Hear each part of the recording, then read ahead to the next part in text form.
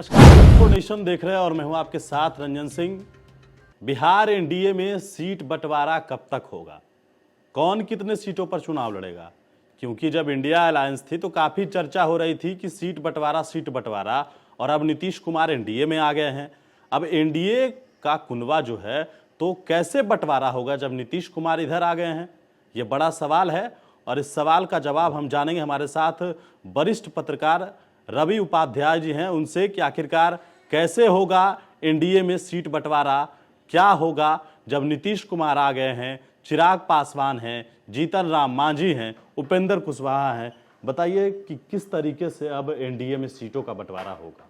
देखिए, जो भारतीय जनता पार्टी की 2 दिवसीय जो दिल्ली में जो बैठक हुई उसमें जो बात लब्बो लबाब छन करके आया, वो उसमें नरेंद्र मोदी का जो भाषण रहा वो पहले दिन का आप उसको देखिएगा तो उसमें सब कुछ एकदम क्रिस्टल क्लियर है कि किस तरीके से भारतीय जनता पार्टी के नरेंद्र मोदी ने कहा कि सिर्फ कमल छाप को देखना है, नए पुराने कैंडिडेट को नहीं देखना है, नए पुराने उम्मीदवार को नहीं देखना है, सिर्फ कमल छाप को देखना है। तो इसका मतलब एकदम लाउड एंड क्लियर है, यह स्पष्ट संदेश है कि जो भी होगा वह कमल छाप पर ही जो है सो वह चुनाव लड़ेगा, जो भी उम्मीदवार होगा वह कमल छाप पर ही लड़ेगा। तो एनडीए के, और देखिए सबसे बड़ी बात है कि भारतीय जनता पार्टी कह लीजिए या नरेंद्र मोदी कह लीजिए, इन लोगों का क्या क्या स्लोगन है? इस बार का स्लोगन यही है, भारतीय जनता पार्टी 370 पार, 370 प्लस। 370 वैसे भी भारतीय जनता पार्टी को बड़ा सूट करता है, बहुत अच्छा लगता है 370 कहना भारतीय जनता पार्टी को। तो वो भारतीय जनता पार्टी अपने बलबूते 370 प्लस और एनडीए में 400 प्लस।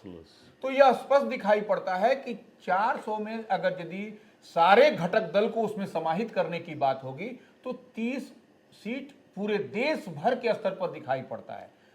लेकिन बिहार की चर्चा हो रही है, नीतीश कुमार अब इधर आ गए हैं तो कैसे एडजस्ट होंगे? नहीं, वही हम बोल रहे हैं। तो ऐसे में 40 सीट है बिहार में, तो 40 में से 41 नहीं होने जा रहा है, 40 ही सीट रहे। यह कोई रबड़ का इलास्टिक नहीं है कि इसको फैला दिया जाएगा। जब 40 सीट होगा तो उसमें उसी लिहाज से बांटा जाएगा और देखिए घटक दल को एडजस्ट किया जाएगा। एडजस्ट कैसे किया जाएगा? जो भारतीय जनता पार्टी 17 सीट पर लड़ेगी उसमें अगर जो अलायंस पार्टनर हैं तो वो उनको कमल छाप, जैसे हम जो बोल रहे हैं कमल छाप जो भारतीय जनता पार्टी का चुनाव चिन्ह है, उस पर उनको एडजस्ट किया जाएगा।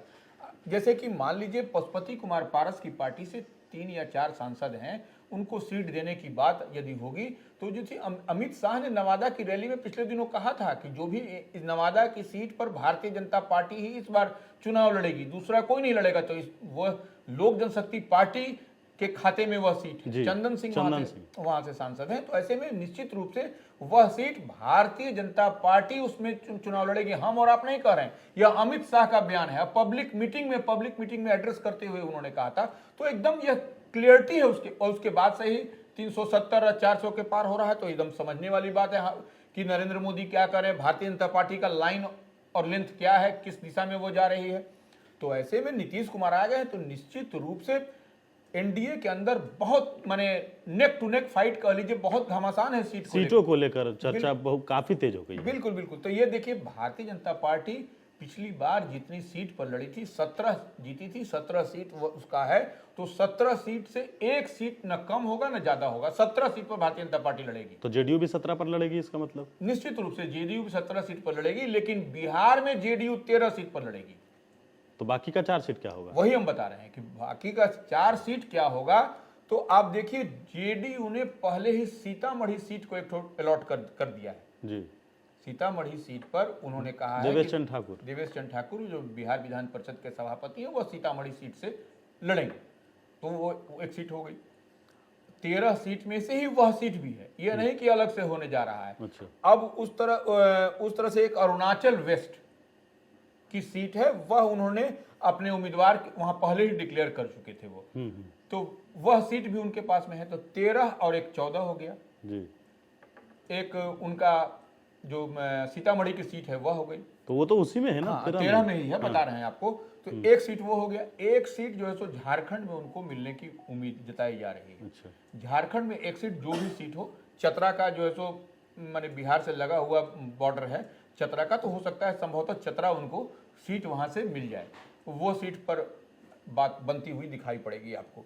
और उसके बाद से आप चलिएगा उत्तर प्रदेश, चलिएगा उत्तर प्रदेश में फूलपुर जो कुर्मी बहुल इलाका है और उसमें नीतीश कुमार जिस समाज से आते हैं उस समाज का वहां पर बहुत ज्यादा नीतीश कुमार की चर्चा भी हो रही थी वहां से चुनाव लड़ने की, जब वो महागठबंधन में थे, इंडिया अलायंस में थे। बिल्कुल बिल्कुल। तो नहीं, देखिए नीतीश कुमार अगर की पार्टी अगर फूलपुर से लड़ती है तो उसका इंपैक्ट भी होगा, उनके समाज का वोट जो है वह निश्चित रूप से उधर आपको दिखाई पड़ेगा, उत्तर प्रदेश में वह प्रभाव डालेगा।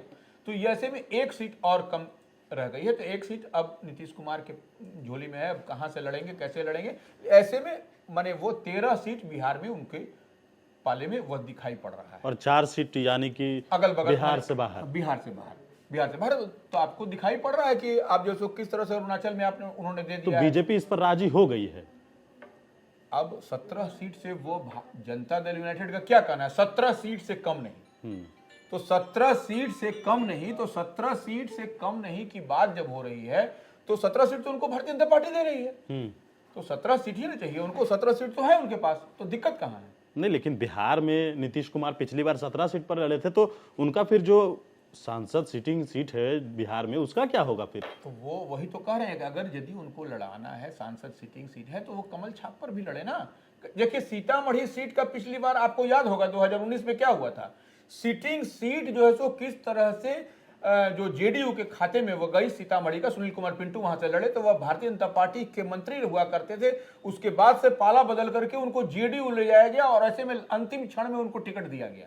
तो यह बड़ी बात है। जिसके बाद वो इंडिया अलायंस में आने के बाद विरोधी बात बोल भी रहे थे नीतीश कुमार के वही खिलाफ। कह रहे हैं, तो वह इस तरह से अदला बदली सीट का होता है और आपको उस सिंबल पर लड़ाया जाता है, इसलिए कहीं कोई इसमें आपको झोल झाल की बात नहीं है। एकदम क्लियर है कि 17 सीट इनको, 17 सीट इनको। और नीतीश कुमार की पार्टी कहती भी रहती है कि हमको विस्तार करना है, पार्टी का एक्सपेंशन करना है, तो निश्चित रूप से एक्सपेंशन और विस्तार के लिए अब देखिए झारखंड से किस तरह से खीरू महतो को उन्होंने राज्यसभा भेजा जेडीयू से, तो वह इस तरह से वो विस्तार करने का अवसर मिलेगा और एनडीए में रहेंगे, विस्तार करने का मौका मिलेगा, तो इससे अवसर क्या चाहिए।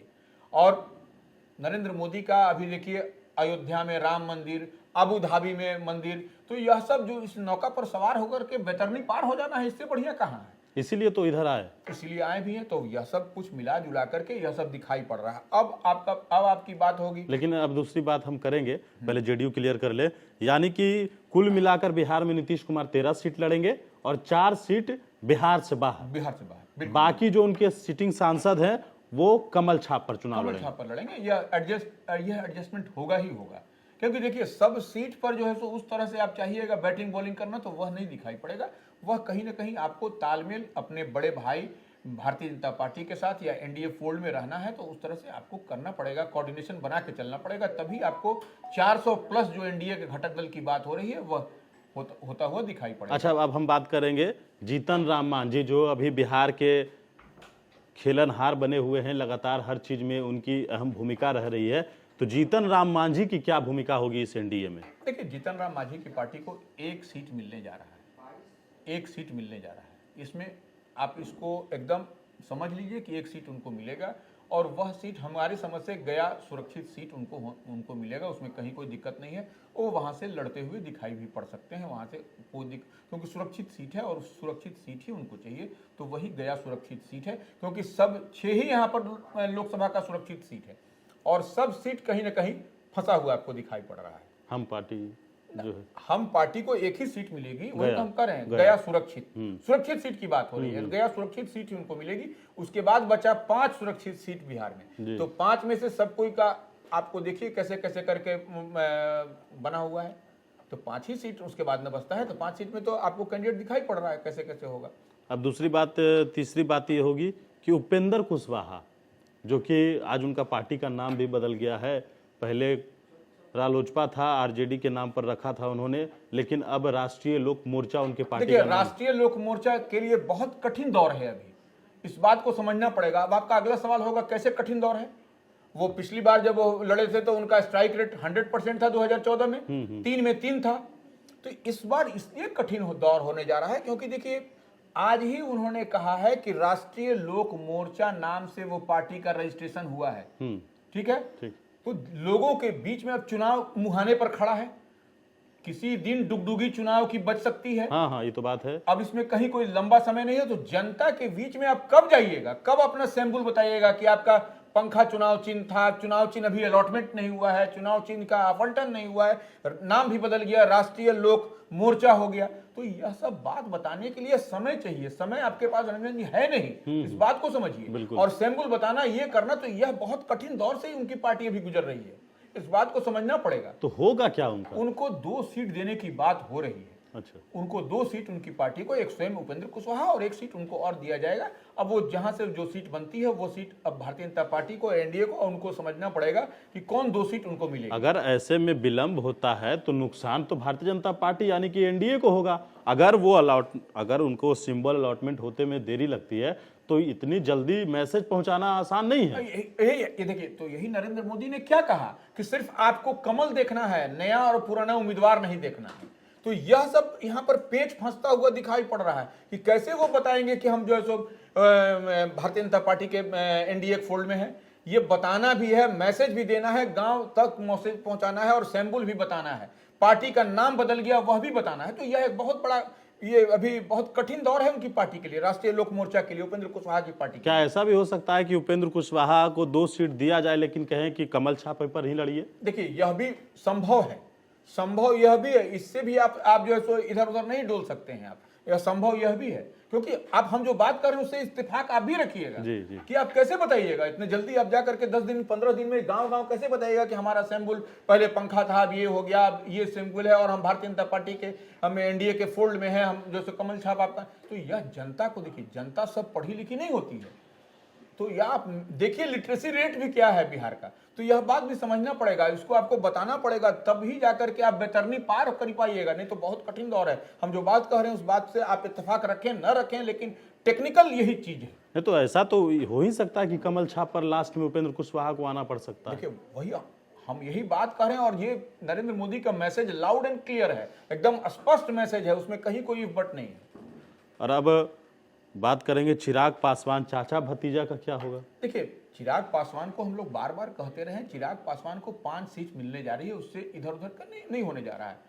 तो कैसे 5 सीट मिलेगा? नवादा आप कह रहे हैं भारतीय जनता पार्टी ही लड़ेगी, फिर भी आप चिराग को 5 सीट दे रहे हैं। देखिए, चिराग पासवान के पास में अभी उनका एक हाजीपुर सुरक्षित सीट उनका है, चाचा का भी उम्मीदवारी उसी पर है, चाचा की भी उम्मीदवारी उस पर है, और दूसरा है जमुई जहां से वो सांसद हैं, और वह भी सुरक्षित, देखिए समझने वाली बात है, वह भी सुरक्षित सीट है, हाजीपुर भी सुरक्षित सीट है, और उनके जो चचेरे भाई हैं प्रिंस राज जो है समस्तीपुर, वह भी सुरक्षित सीट है।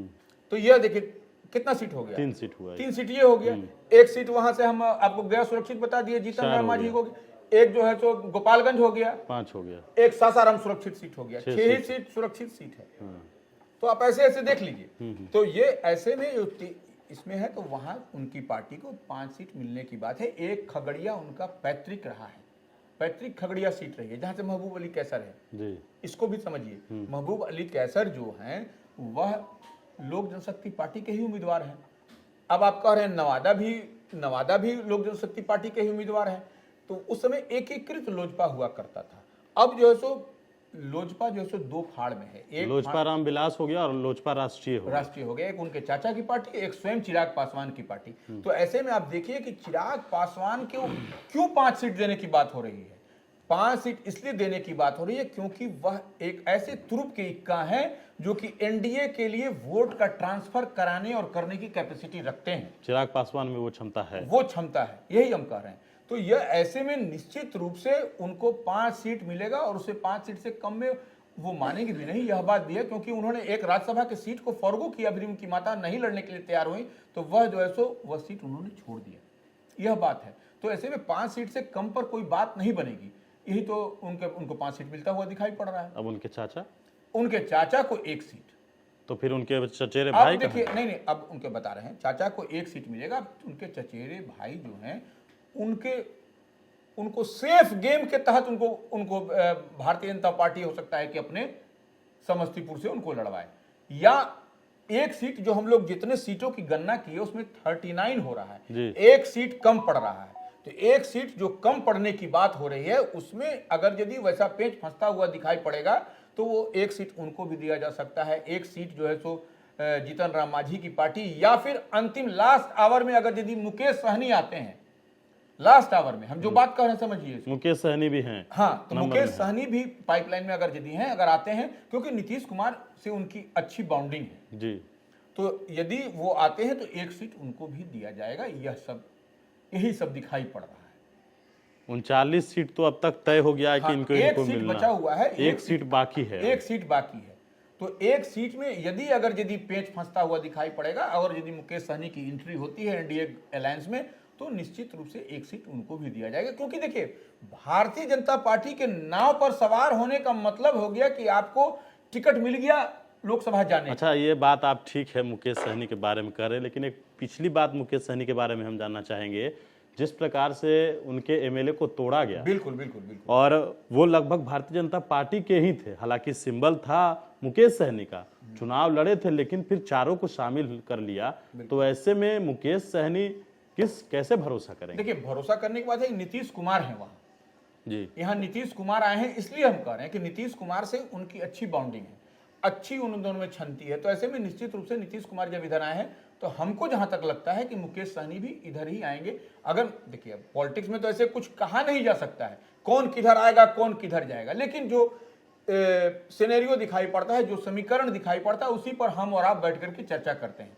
अदरवाइज हम लोग तो कोई ज्योतिषाचार्य है नहीं कि हम लोग के पास में सब कुछ आ रहा है, इस तरह से इतना ऐसे होगा, ये होगा, वो होगा। लेकिन जो दिखाई पड़ रहा है उसी पर हम लोग बात करते हैं, और वही हम लोग जो डॉट से डॉट मिलाते हैं, जो उसको हम लोग एक सेतु बनाते हैं, उसके हम लोग बात करके उस पर हम लोग आते हैं। यही दिखाई पड़ रहा है। तो इसीलिए हम कह रहे हैं मुकेश सहनी का इधर की ओर आना अगर यदि है तो बनता है, तो वो एक सीट उनको मिलेगा। तो यानी कि भारतीय जनता पार्टी 17 सीट हुई, जेडीयू 17 सीट में 13 बिहार लड़ेगी, 4 बाहर लड़ेगी, और बात हो गई कि 2 सीट जो चल रहा है उपेंद्र कुशवाहा का, राष्ट्रीय लोक मोर्चा, जी, राष्ट्रीय लोक मोर्चा, और 1 सीट पशुपति पारस, 5 सीट चिराग पासवान, 1 सीट अभी बाकी है। कौन उस पर लड़ेगा या फिर किसको मिलेगा, ये अभी बाकी है। तो कुल हमारे साथ आप सुन रहे थे जो वरिष्ठ पत्रकार रवि उपाध्याय हैं, इन्होंने बताया है कैसे एनडीए का 40 सीट बंटवारा होगा, किसको कितना मिलेगा। भारतीय जनता पार्टी 17 सीट पर चुनाव पहले भी लड़ी थी, इस बार भी लड़ेगी।